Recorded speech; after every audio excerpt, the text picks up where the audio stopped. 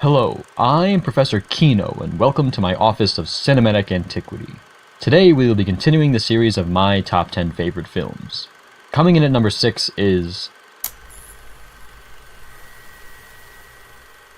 Making their debut on the stage through vaudeville and Broadway, the comedic family known as the Marx Brothers, Groucho, Chico, Harpo, and Zeppo, eventually made their way into the movie business. Beginning their cinematic careers in 1929 with The Coconuts, the first film of a 5-film contract with Paramount Pictures, the Marx Brothers were an instant success and became synonymous with box office gold. Over the next 3 years, the comedic family maintained their successful streak by making 3 more well-received films through Paramount: Animal Crackers in 1930, Monkey Business in 1931, and then Horse Feathers in 1932. All of these films were successful and provided the US public with much-needed comedy in the dark time that was the economic depression of the early 1930s. Having 4 well-regarded films under their belt, it seemed that the Marx Brothers could do no wrong. And while that was mostly the case, their cinematic careers did hit a slight bump in the road when their 1933 film, the last film of their Paramount partnership, Duck Soup, premiered. This was not because of quality or box office issues, but because of the controversy surrounding the film's theme, the satirizing and ridicule of politics.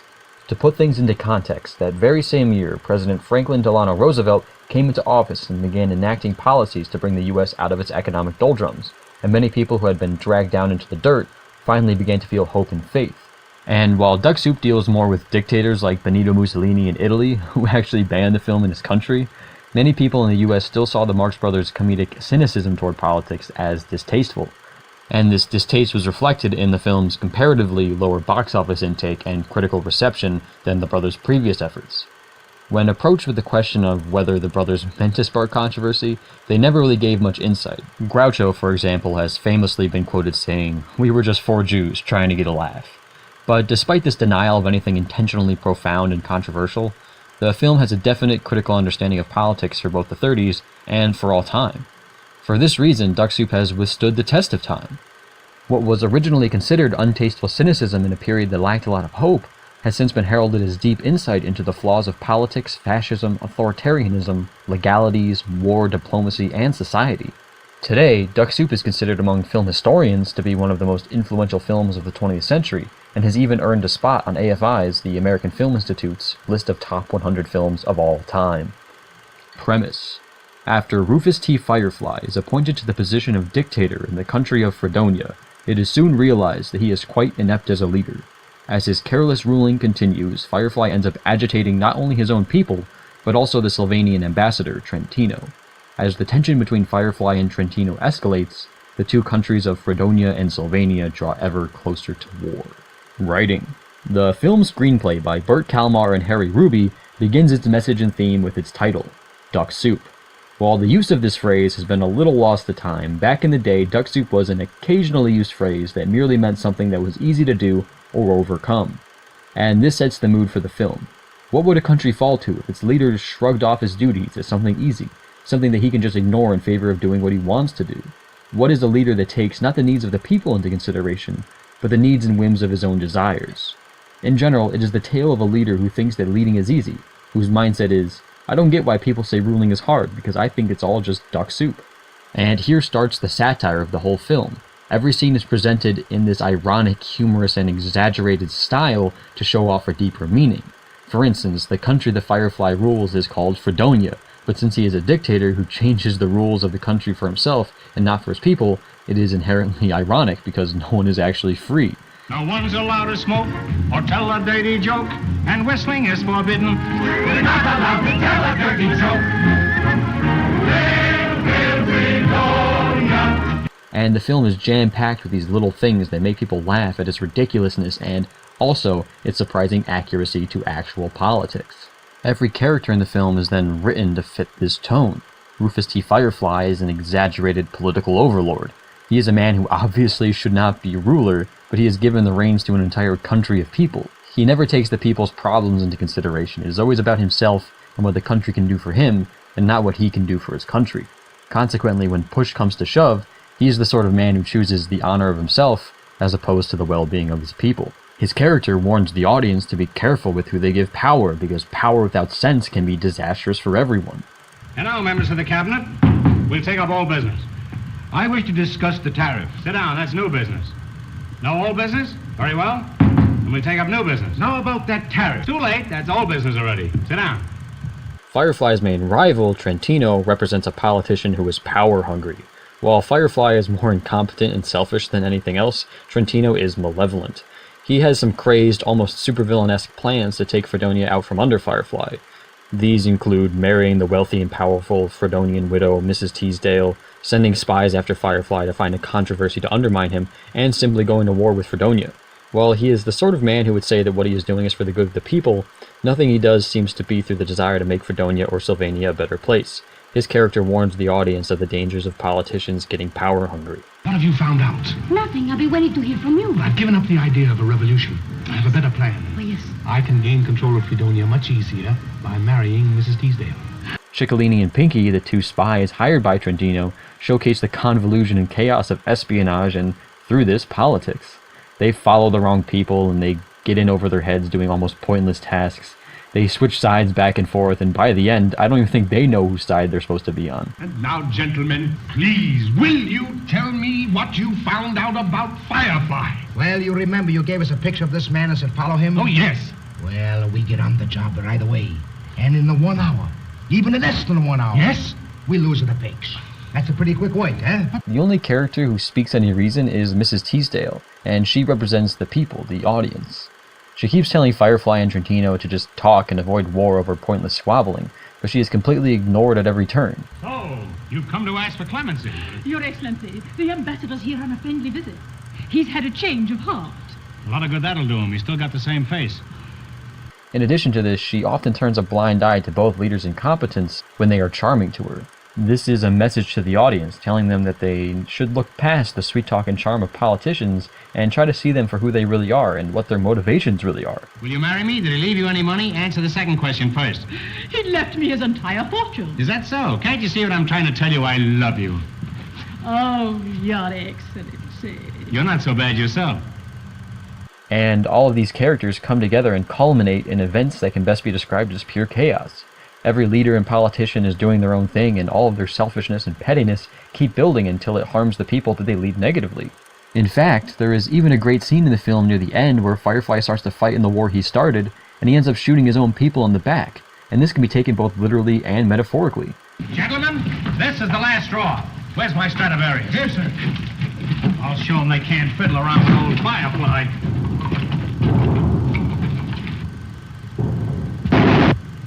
Look at them run. Now they know they've been in a war. Your Excellency. They're fleeing like rats. But, sir, I've got the trick. Remind me to give myself the Firefly medal for this. Your Excellency, you're shooting your own men. What? It is madness and it is chaos, but it is all wrapped up with hilarity and a beautiful irreverence that makes the film funny and relevant even today. If there is any flaw, if you could even call it that, in the writing, it would be that sometimes the humor is just done for the sake of humor, and it has little to do with the themes and message of the movie. However, I hate to call it a flaw because it does lead to some of the best comedic moments of the film, such as the lemonade stand scene. Will you quit annoying me? All right, I quit. All you gotta do is make him stop doing this. Oh. Now, just for that, I'm going to tear you limb from limb, limb from limb. And the mirror scene.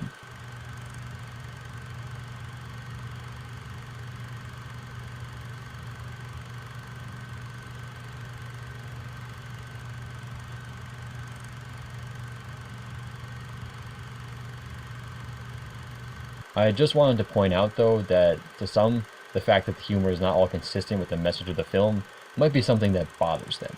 The Marx Brothers were known to ad-lib quite a lot, and it really shows here, because sometimes they just go off on escapades and just keep going. I've sponsored your appointment because I feel you are the most able statesman in all Fredonia. Well, that covers a lot of ground. Say, you cover a lot of ground yourself.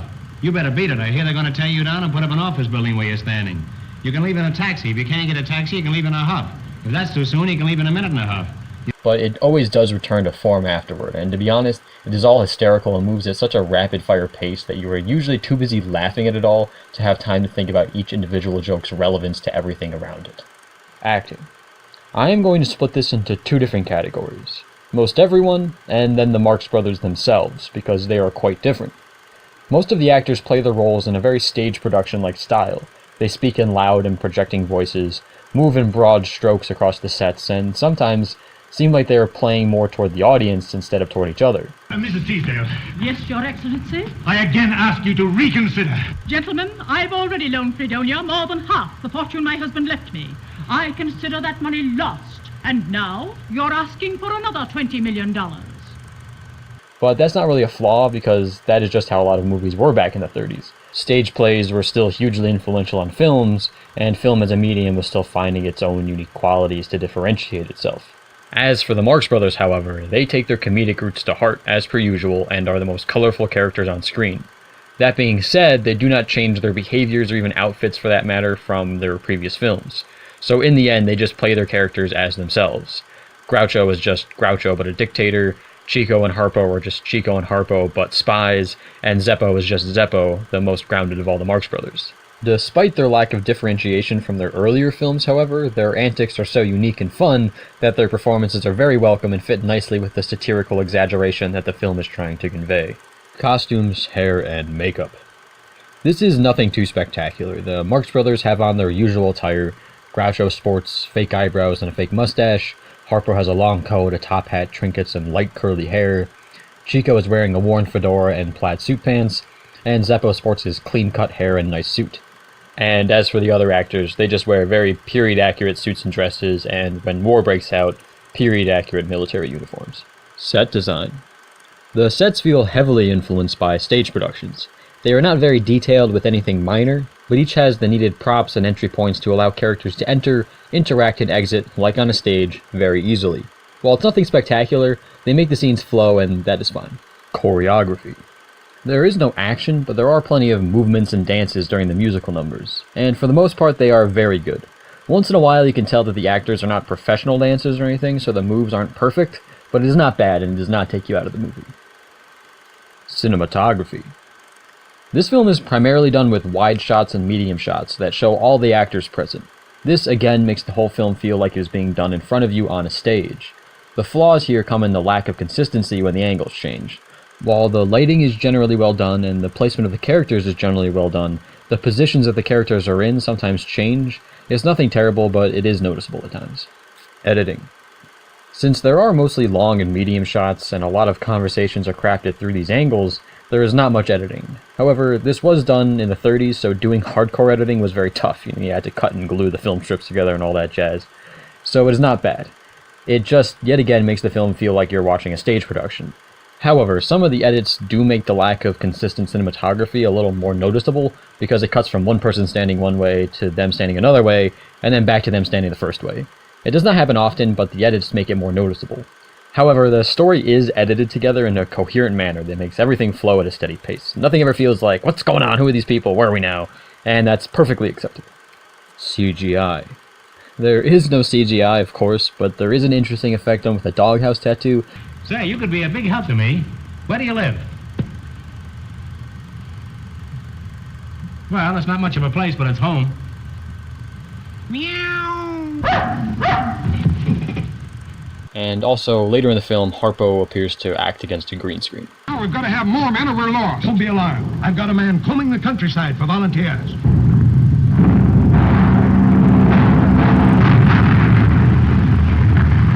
Both effects do look a bit odd, but they are funny, so they're not a detriment to the film. Music.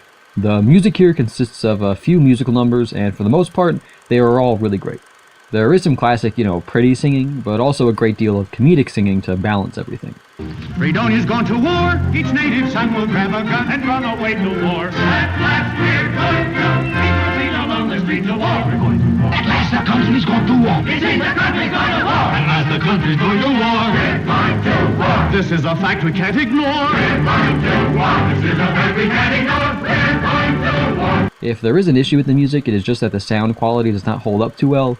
It blows out a little at times, and the lyrics can sometimes be difficult to understand.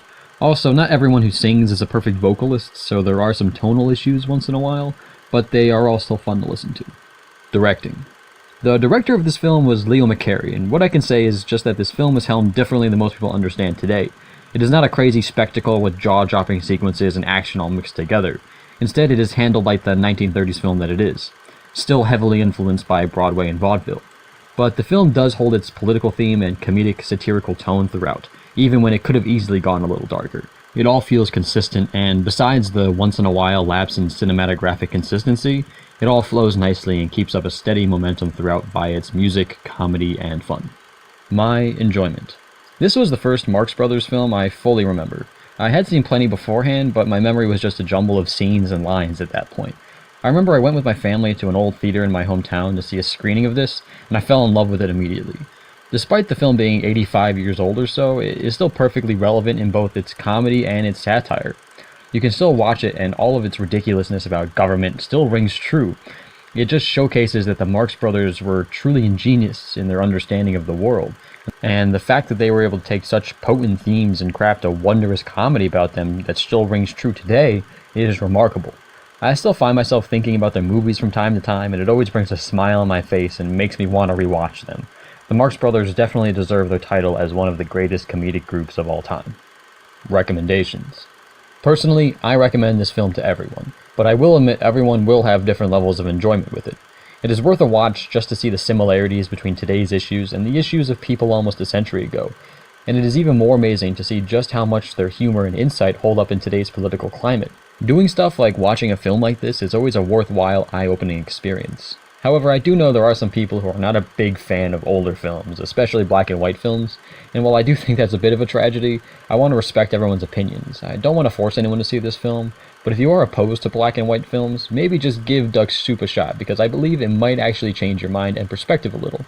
And in my humble opinion, if any classic comedians deserve to be remembered for eternity, they would be the Marx Brothers. Quiet back there! Which one of us is going to have the rare privilege of sacrificing his life for his country? Withdraw lots. Wait, I got it. Rinspot. Punza, twoza, zigzags there. Pop dike and you get 10 light there. Hair 'em, scare 'em, mites and tear 'em, tear, tor.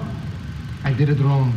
Thanks for watching. I hope you liked it. If you did, leave a like. If you want to see more, please subscribe. I will be continuing the list of my top 10 favorite films in my next video. Unfortunately, however, I will not be able to post another video for about a month because I will be backpacking around Ireland and the UK and I will not have any of my equipment with me, but stick around and I will finish off with my top 5 movies when I get back in the latter half of April. Until then, I am Professor Kino, and I look forward to our next discussion.